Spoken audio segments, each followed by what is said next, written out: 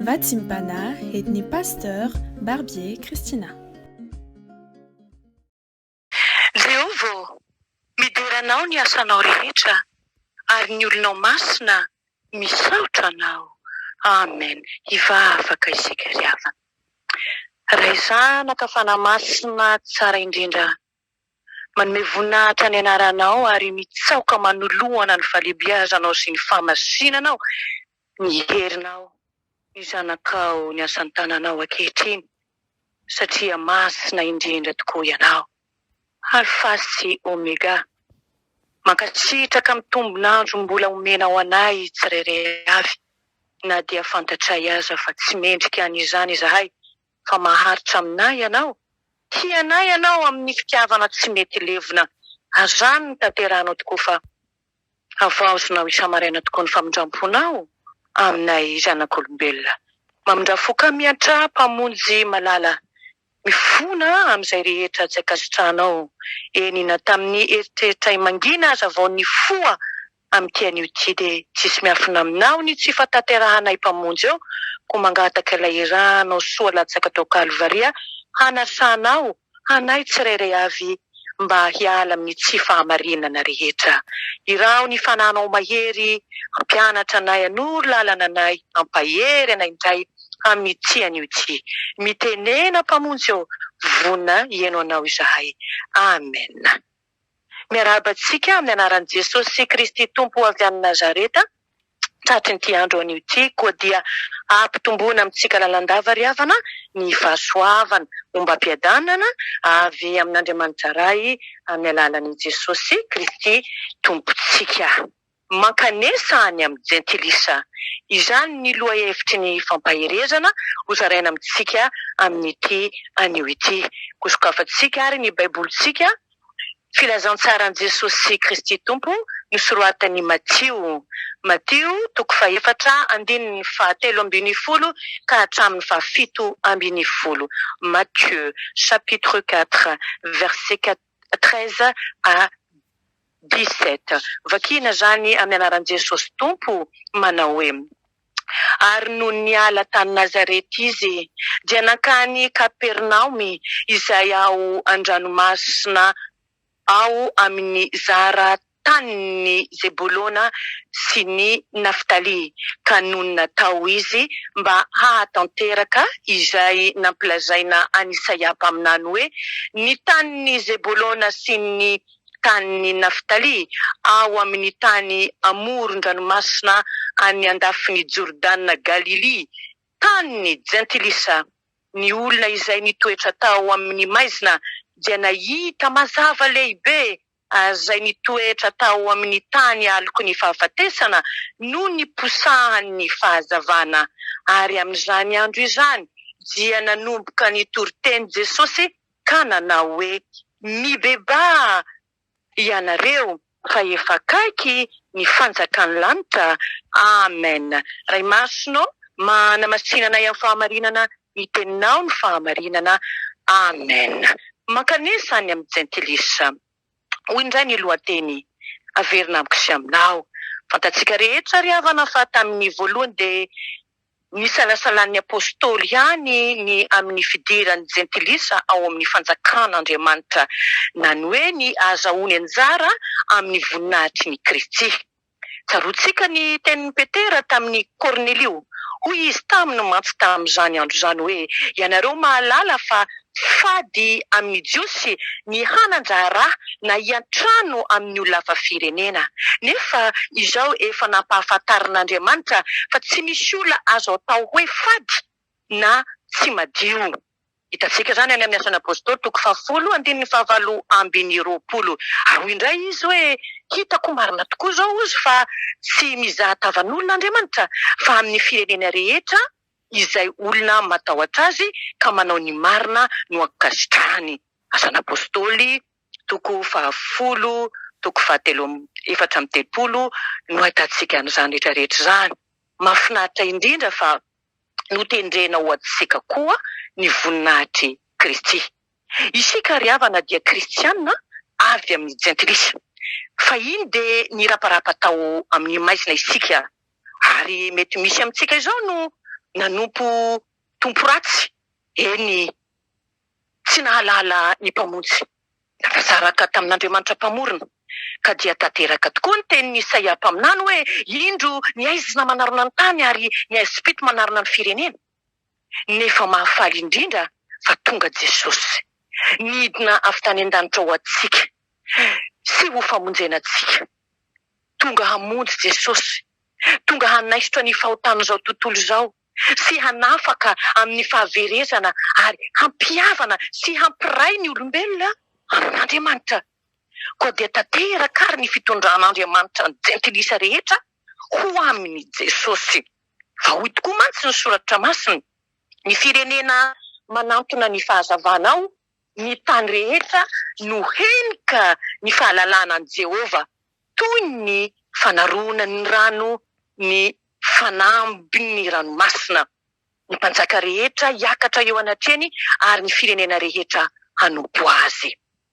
Iarahantsika malala ry havana fa tsy anjely no nomen'Andriamanitra anjara amin'izany hoe fitondrana ny tenin'ny fiainana ao amin'ny olombelona izany, ary izany indrindra no nameperany sy nandidiny ny mpianina ny nanao hoe mandehana amin'izao tontolo izao ianareo ka mitoria ny filazantsara amin'ny olombelona rehetra.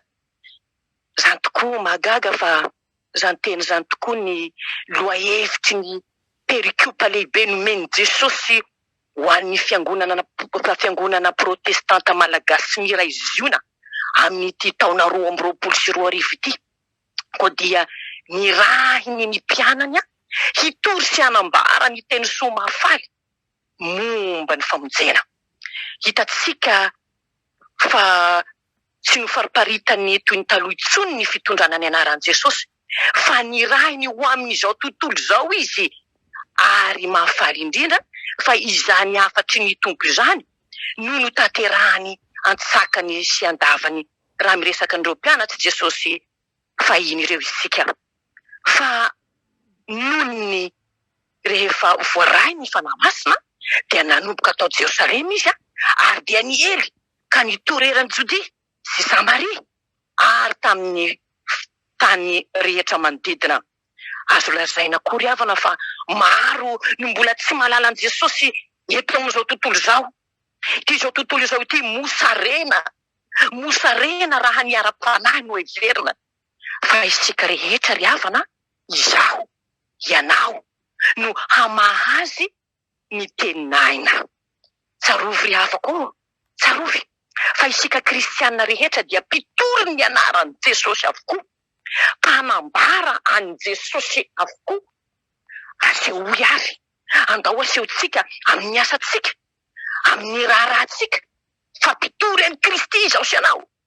Noho izany ary dia aoka isika tsirairay avy hiezaka mba hamonjy ireo mitoloka ao anatin'ny lavaky ny faharatsiana amin'ity fiainana ity, fa izany no sitraky ny mpamonjy.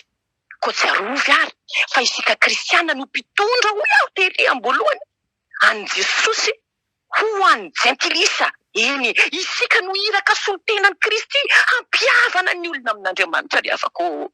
Hoy mantsy Paoly, koa dia iraka solon'ny Kristy zahay, toa an'Andriamanitra mangataka anay aminareo. Solon'ny Kristy zahay ka mangataka indrindra aminareo hoe mihavana amin'Andriamanitra ny ianareo. Korinthiana 2:5-20. Iarahantsika malala fa ny famonjena dia voninahitry Kristy. Manana anjara amin'izany koa ny jentilisa avako, ary ny finoana no andraisan'ny jentilisa izany famonjena izany ao amin'ny Jesosy Kristy.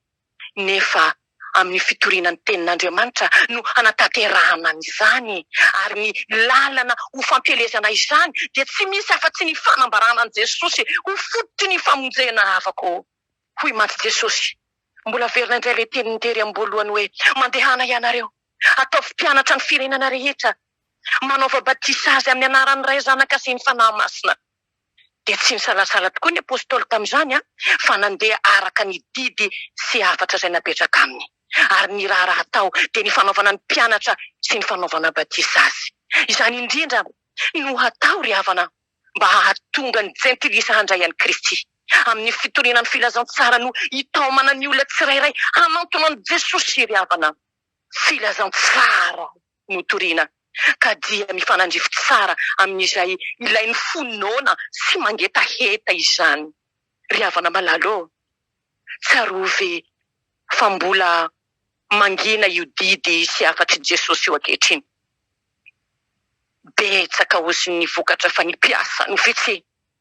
Moa efa anatin'ny piasa ve izao sy anao ankehitriny? Moa efa nanaiky ny hiraka ka nilaza tahaka nataony Isaia mpaminanao, inty aho, hirao aho. Mbola maro dia maro amin'ny firenena rehetra ty ambonin'ny tany no asaina hatao mpianatra ry havako. Eny fa na ianao zao aza, izay mieno zao aza, efa nanaiky tokoa fa ianao ho anisan'ny mpianatry Kristy marina ka hanaiky ho hiraka hatoany amin'ny jentilisa. Mbola maro ny jentilisa eto amin'izao fiainana zao. Koa mifoaza ry havako, andao hanararaotra izao fotoana havelomantsika zao tompoko. Eny, andao hiase raha mbola toandro ny andro, fa ho avy ny alina ka tsy mahazo miasa ny olona. Hoy Jaona 5:4.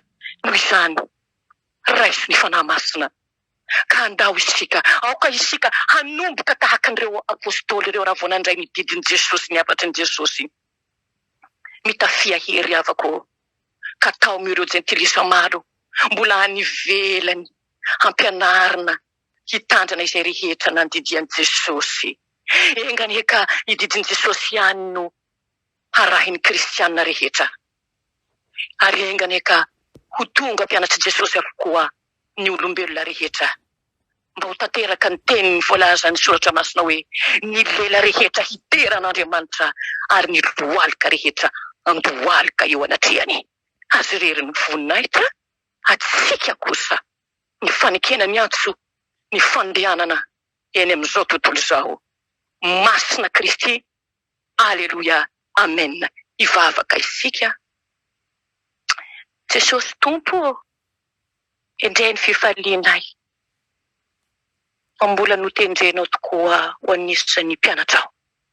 Nomenao anarana kristianina manana didy, manana andraikitra, hitondra sy hitory ny filazantsarana. Tsy vitanay zany amin'ny herin'ny tenanay, amin'ny fisainanay, amin'ny maha olombelona.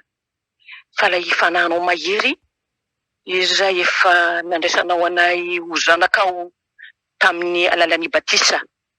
Eny nandraisanay ny sakramenta maro samihafa rehetra izay nomenao anay no ahafahanay manatanteraka ho mpitory tokoa ny filazantsaranao manerana n'izao tontolo izao. Sotra Jesosy nanomezanao manokana ny teny filamatra indray amin'ny taona 2024 ty ho an'ny fiangonana malagasy sy miray ziona. Fa tsy maintsy mandeha araka ny tenao hoe mandehana ny azo tontolo izao ianareo ka mitoria ny filazantsara amin'ny olombelona rehetra. Mba hanaiky ana zany tokoa ny izahay Jesosy, ilaza tsy ampiambahamba, vonina hanatanteraka ny hirakao sy ny afatrao. Ome hery Tompo, ny fahasalamana Tompo, atanjao Tompo, havita ny baikonao, dia ho voninahitry ny anaranao ny ampimpisinay amin'izao tany izao. Misaotra mpamonjy, mankasitraka Kristy, mpanjaka sy tianay. Hoderany mandraka izay ny voninahitra. Raiso ampinoana ary ny fitahina ny tsodrano masina izay hotononina amin'ny anaran'ny Kristy Jesosy. Hitay antsika ny Jehovah ka hiaro antsika. Hampamirapiratra ny tavany amintsika ny Jehovah ka hamindra fo amintsika. Hanandratra ny tavany amintsika lalandavany Jehovah ka hanome antsika fifaliana sy fiadana. Mandehanao i Tompo amin'izao, herinao zao. Ary aza matahotra ho Tompo fa indro ao momba nareo mandraka liva. Ambara-pahatonga ny fahataperana izao tontolo izao. Ataovy mpianatra ho Tompo ny olombelona rehetra. Ho anao kosa Kristy malala, petraka eo amin'ny seza fiandrianana sy ny zanak'ondry. Ho anao ny saotra, ny dera, ny voninahitra, ny hery sy ny fahefana, hatramin'ny taloha indrindra zany mbola ho anao ankehitriny. Ary ho anao mandrakizay. Haleluia. Amen.